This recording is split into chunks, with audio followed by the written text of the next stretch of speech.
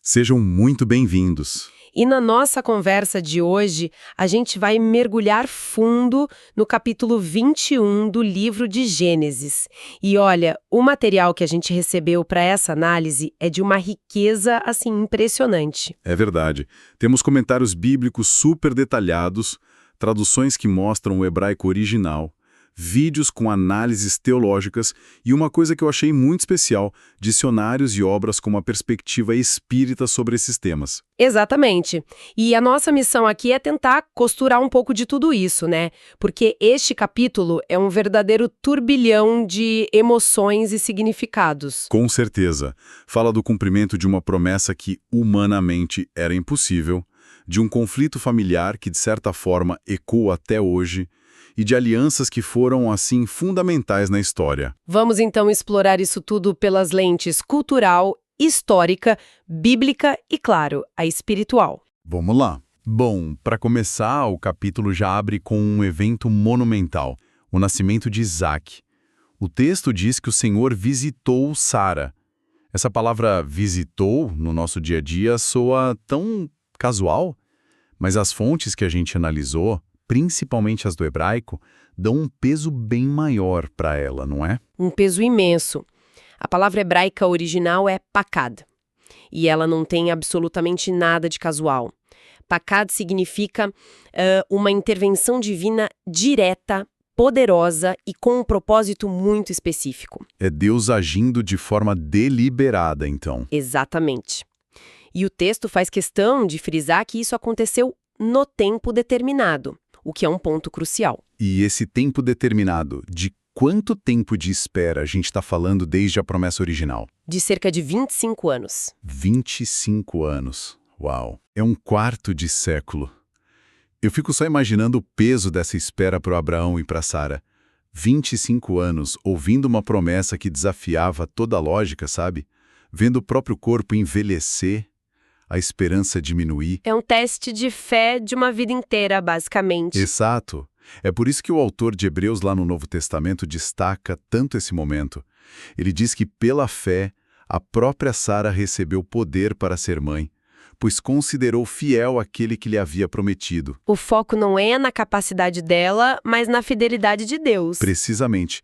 A fé dela foi o canal que permitiu que o poder de Deus se manifestasse no que era impossível. E o nome do filho, Isaac, que em hebraico é Yitzhak, significa riso.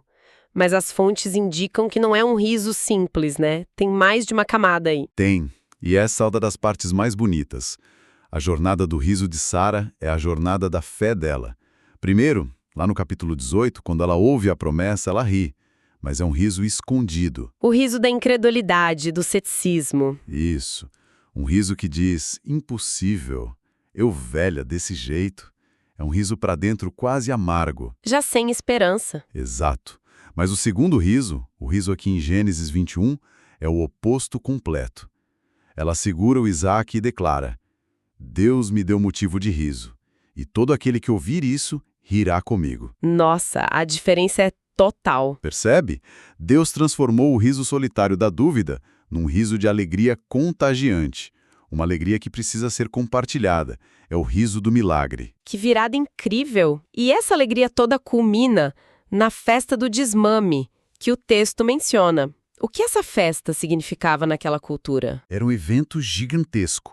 Numa época com altíssima mortalidade infantil, o desmame, lá pelos 2 ou 3 anos, era o marco de que a criança tinha sobrevivido à fase mais frágil. Era uma celebração da vida, então. Uma celebração da vida, uma declaração pública de vitória. Era, assim, o auge da alegria do Abraão e da Sara. Só que é justamente nesse auge da alegria que a tensão que já existia na família explode de vez. É o ponto de virada do capítulo. O texto diz que Sara vê Ismael, o filho da Agá, zombando ou brincando. O que exatamente estava acontecendo ali? A palavra hebraica usada é metzachek.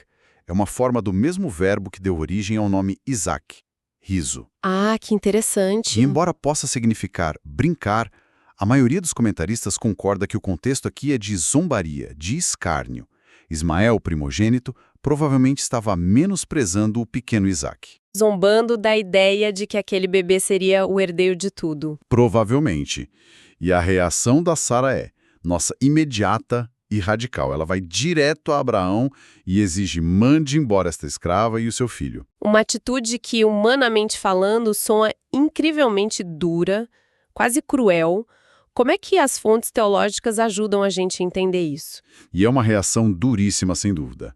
O próprio texto diz que a situação foi muito penosa para Abraão, que amava o Ismael.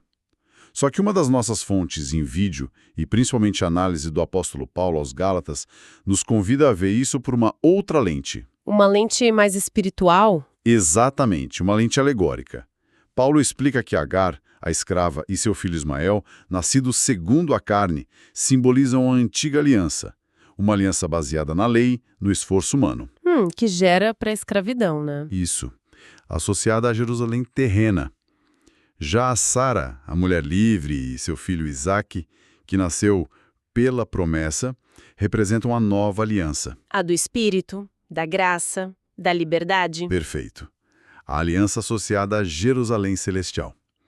Então, o que parece ser só uma briga de família por herança, Na verdade, tem um peso espiritual imenso. gigantesco.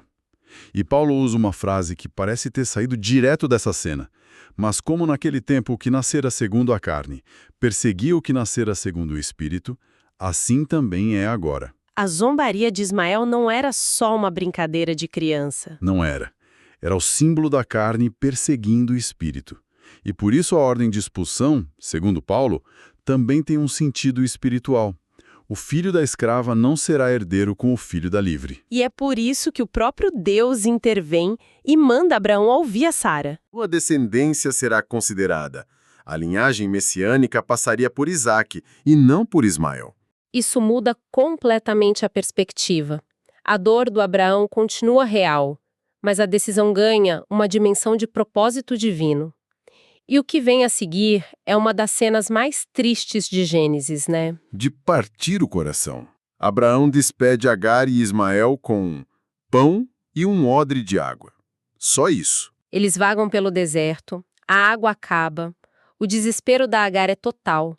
Ela afasta o menino para não ter que vê-lo morrer. E chora. É o fundo do poço. Totalmente.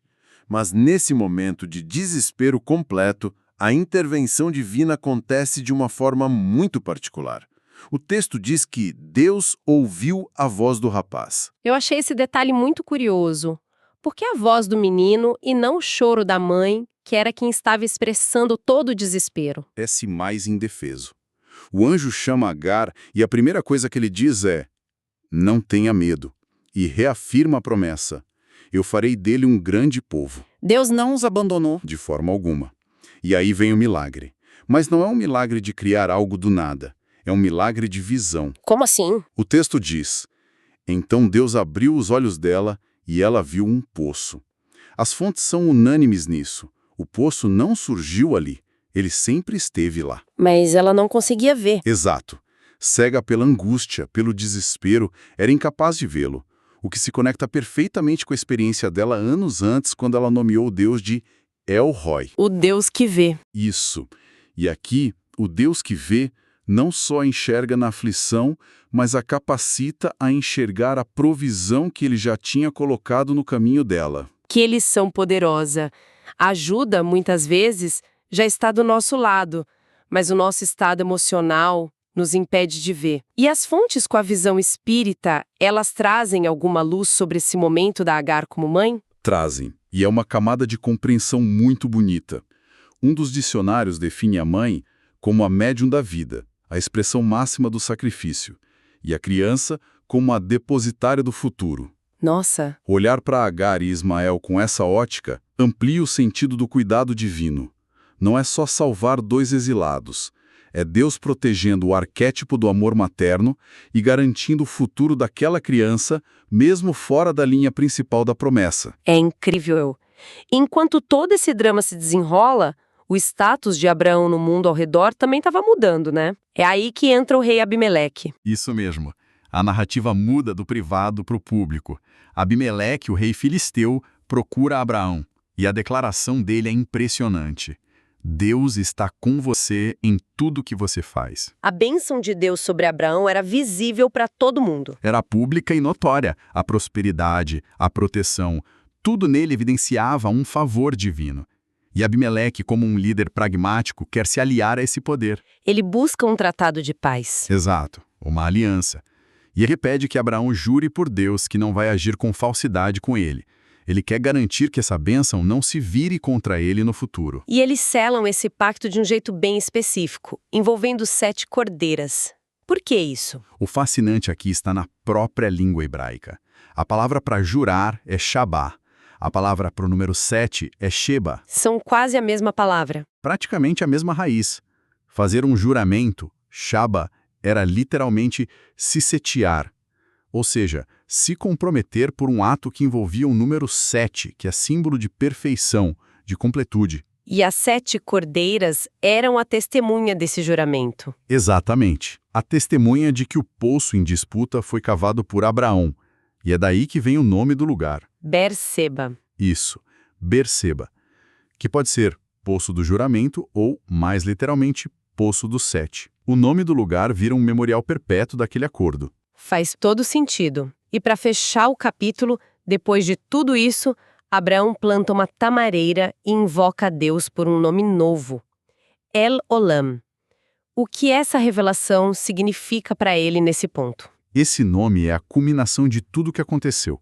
É um salto na compreensão de Abraão sobre Deus.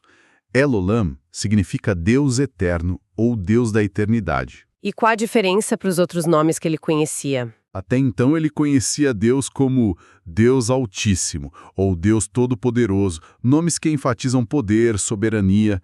El Olam fala sobre o caráter de Deus através do tempo. Sobre a constância dele. Exato. Fala de fidelidade, de imutabilidade. Depois de esperar 25 anos, ver o riso da dúvida virar alegria, sobreviver a um conflito familiar e selar uma aliança, Abraão entende algo novo. O Deus dele não é um Deus de momentos, mas um Deus da eternidade. E as fontes sugerem que foi essa nova compreensão que o preparou para o que viria no capítulo seguinte. Exatamente.